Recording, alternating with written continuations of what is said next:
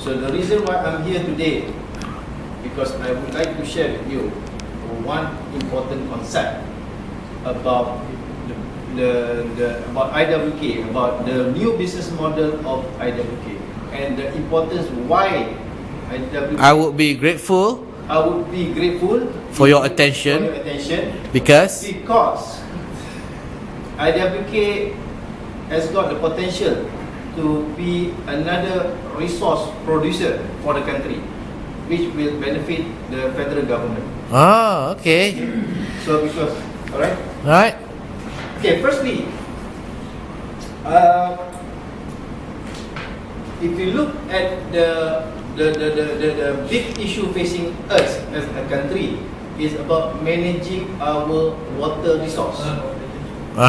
And as we are aware, as we are speaking today, there are more than a billion people. No, the one for, as you're aware, for your information. For your information, there are almost a billion people do not have access to clean water worldwide.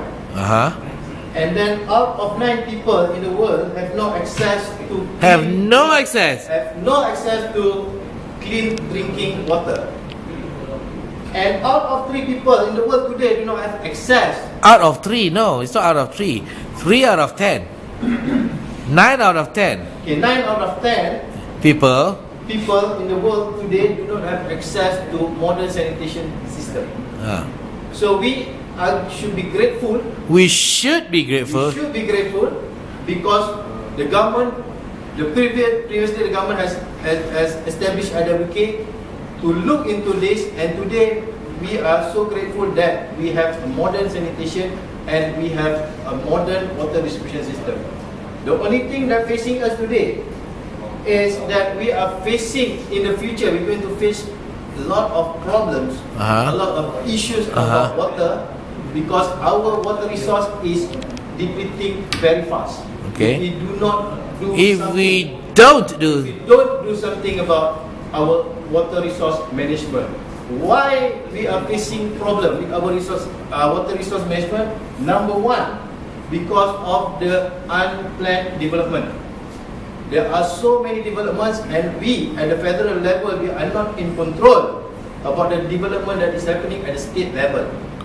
Because state, they are focusing more on the land development, because land is a state matters, which the federal government do not have authority to dictate what the state would have to do and would have to plan for the state. So we have unbalanced development, we have unplanned development. For example, if we look at the population of Klang Valley, in year 2000 we have about 3.2 million population. As of 2016, we have more than 7.2 million people populating the Klang Valley. So it shows that we're going to have a water stress situation in the next 3 years if we don't do something, we don't take action.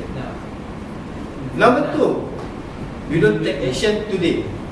So number 2, the issue of weather. The weather pattern is keep on changing.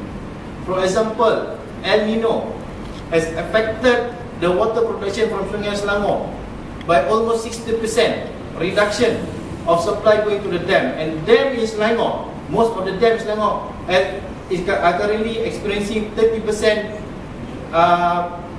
below the normal level. So it is affecting the number of water that can be treated and supplied to the consumers. So this is another critical problem. The number 3 is the unsustainable water consumption pattern. This is because the Malaysian on average are quite lavish in terms of water usage. Why this is happening? Because of the low tariff. And we at the federal level, we are not in control about the water tariff, because water tariff is state matters. For example, in Selangor, the water tariff is still cheap. So that's why people are using more water. And the state government gives away water. And the state government also give free water. Yes.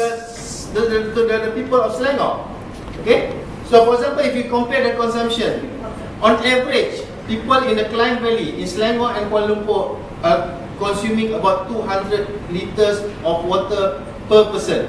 Per what? Per person, per what? Per day, per month? Per day, per person per day. 200 liters? Yes. 200 liters per person per month. Ah, Compared right. to our neighbor in Singapore, they are using about 154 liters per person per month.